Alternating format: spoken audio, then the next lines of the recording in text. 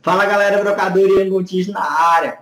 Tem um desafio aí para falar sobre o que é o cateto e para que ele serve, certo? Relacionando ele com minha área de estudo, que é engenharia aeroespacial, certo? Só me apresentando aqui para quem não me conhece, sou Ian Montijo, certo?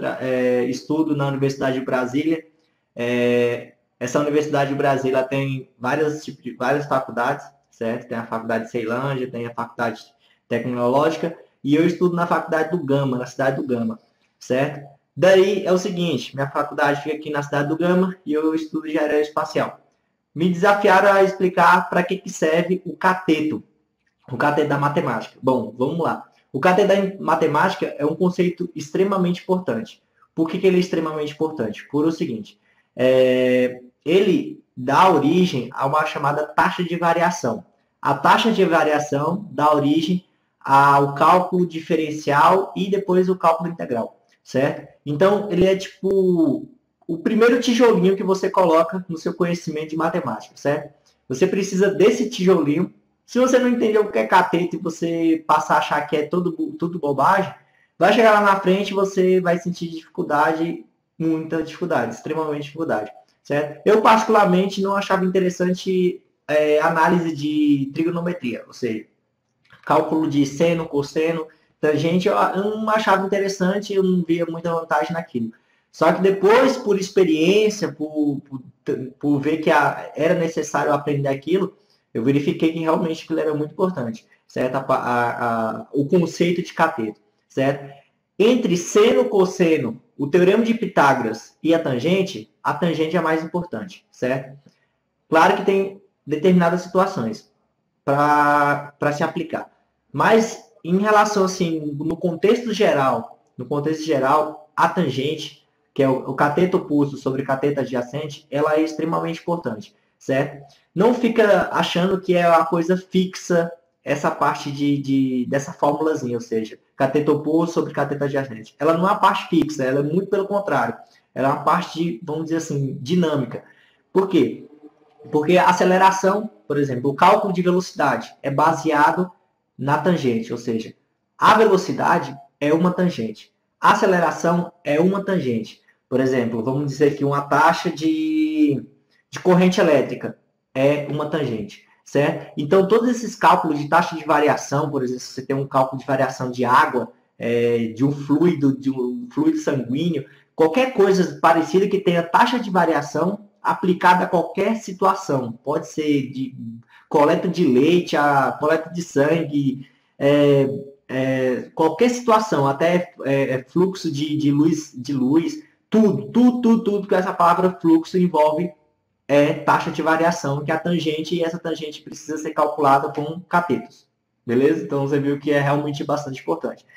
Bom, vamos colocar aqui algumas coisas que eu queria colocar. Tem uma pauta aqui para eu seguir.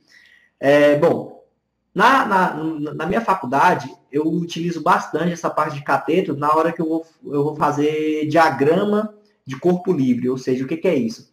Qualquer engenheiro que se preze assim, ele vai ter que saber bastante sobre cálculo estrutural. Ou seja, não é só na engenharia aeroespacial que eu vou ter aplicação do cálculo estrutural. Principalmente o pessoal de civil, engenharia civil. Ou seja, não tem nem como dizer que um cara que vai formar engenharia civil não sabe o que é cálculo estrutural, certo? Ele precisa saber que é tangente, seno, cosseno, tudo. E, consequentemente, ele precisa saber o que é cateto. Bom, aí essa parte é a parte da estática. Eu vou colocar uma apostila aqui no canto, para quem se sentir desafiado, assim, de ler a apostila e ver que realmente tem muita coisa massa para pesquisar, para se aprofundar.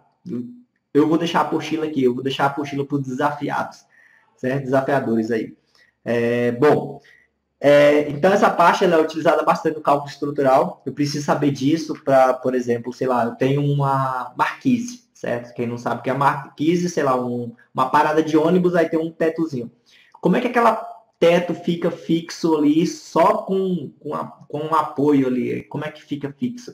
Aí vocês nunca pararam para pensar como que é o cálculo estrutural daquilo, necessariamente precisa de seno e cosseno, de cálculo de catetos ali, porque você tem uma tensão, certo? Uma tensão é a força de tensão que ocorre, e para você ter garantia daquele cálculo, você precisa saber o cateto, as decomposição de forças. Então, a matemática, ela dá suporte, ela